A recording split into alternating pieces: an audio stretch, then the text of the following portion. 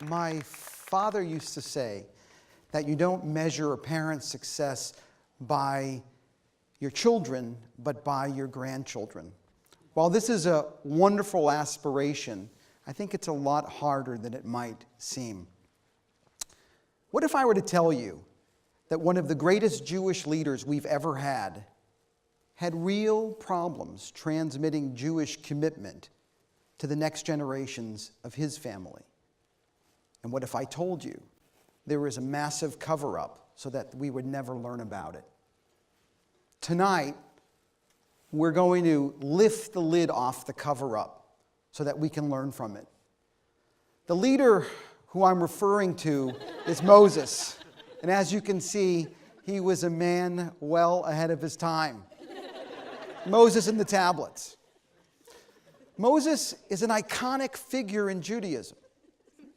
Have you ever wondered for a second why Moses is referred to as Moshe Rabbeinu and not Moshe Avinu?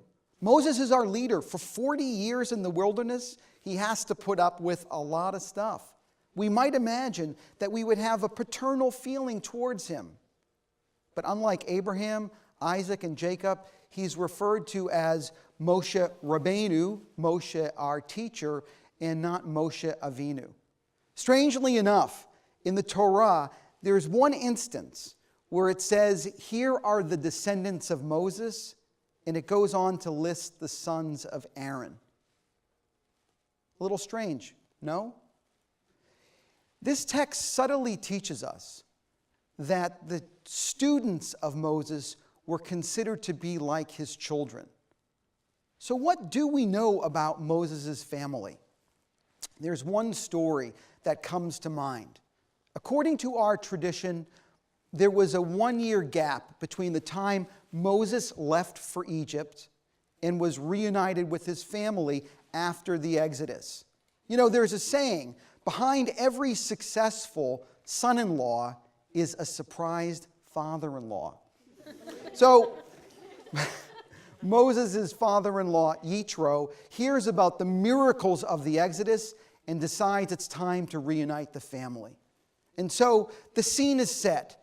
Moshe's wife, Zipporah, his sons, Gershom and Eliezer, are waiting to meet Moshe. We can only imagine, right, the excitement and the thrill that Moshe's sons would feel wanting to see their dad after a year and wanting to hear about he led the Jews out of Egypt and how he split the Red Sea. But the text of the reunion reads like this. Moses leaves his tent. He greets his father-in-law. He bows and kisses him. They ask about each other's welfare, and they return to his tent. Something seems to be missing from this biblical reunion. What happened to hugging his wife?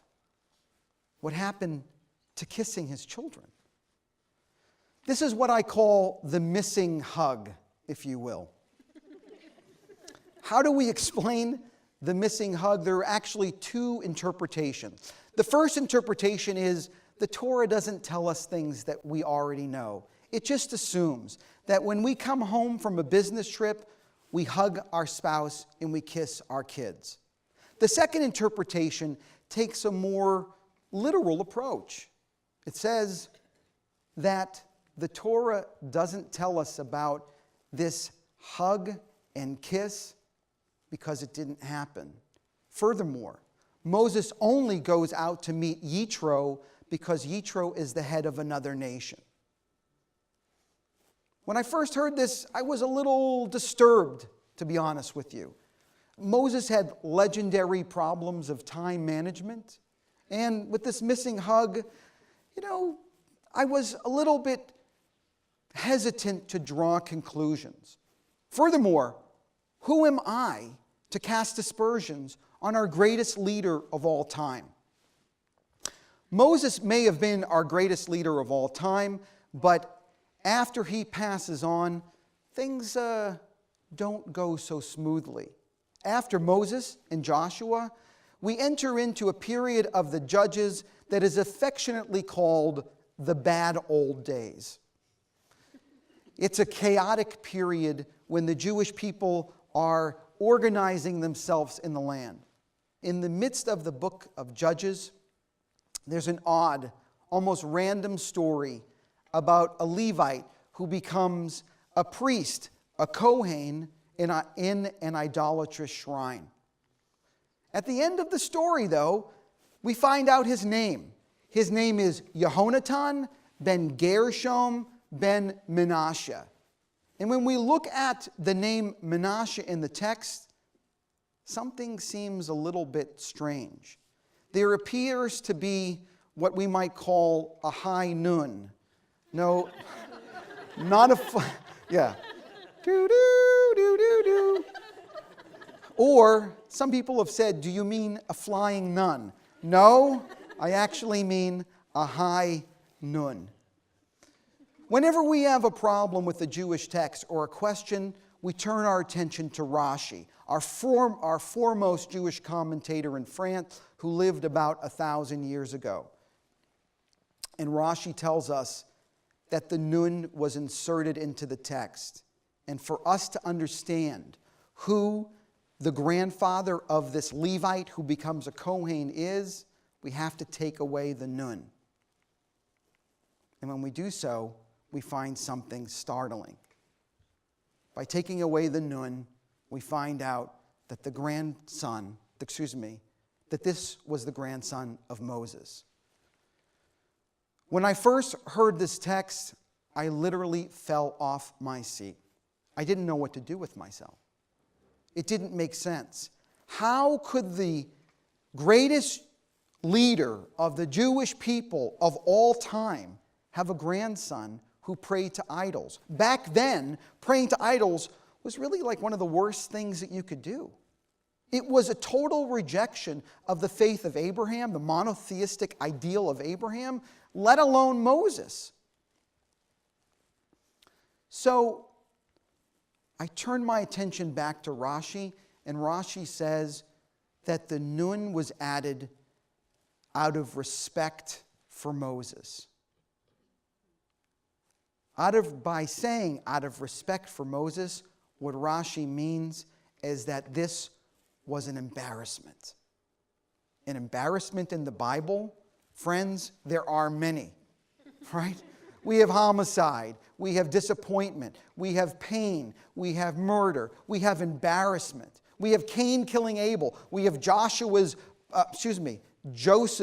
brothers, throwing him into a pit and selling him into slavery. We also have, just a couple months after leaving Egypt with all of the great miracles, the Jewish people build a golden calf. They go back to idolatry itself. So we can learn about all of this, but we can't learn about Moses' grandson praying to idols? For real? I think there is a scandal afoot.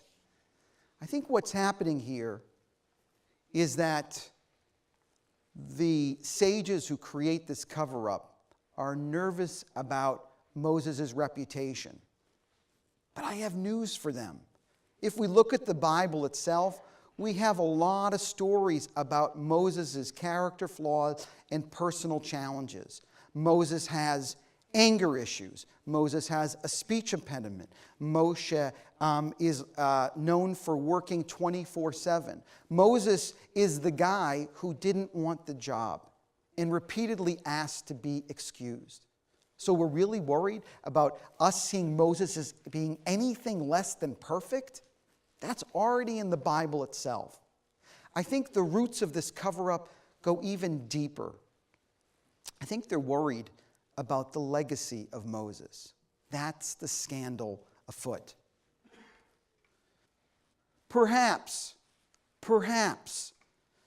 this cover-up is about not adding another blemish to his record.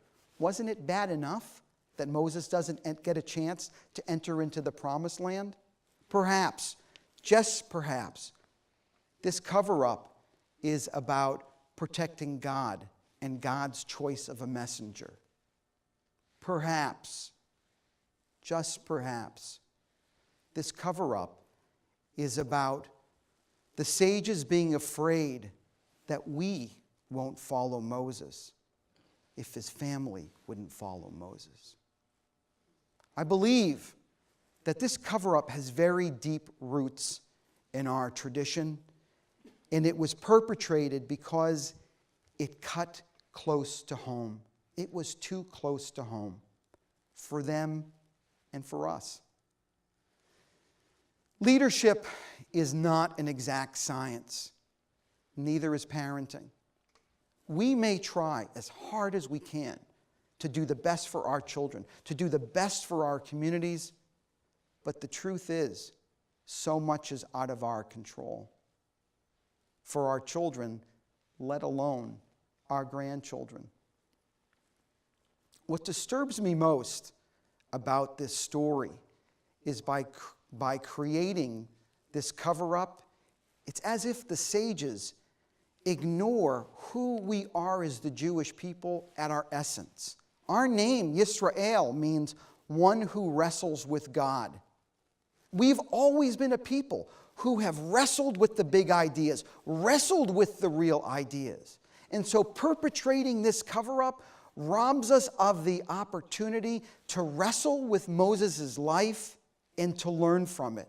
Furthermore, this cover-up robs us of the opportunity to see our leaders and to see our parents as having flaws and accepting them for who they are.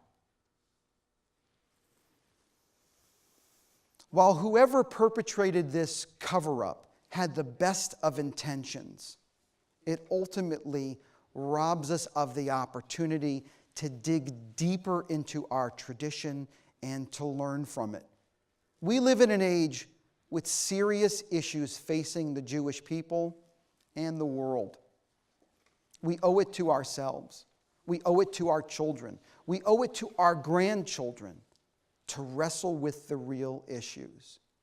That, by doing so, we will have the opportunity to create a strong future for our children and for our grandchildren. And truth be told, our future success depends on it. Thank you all very much.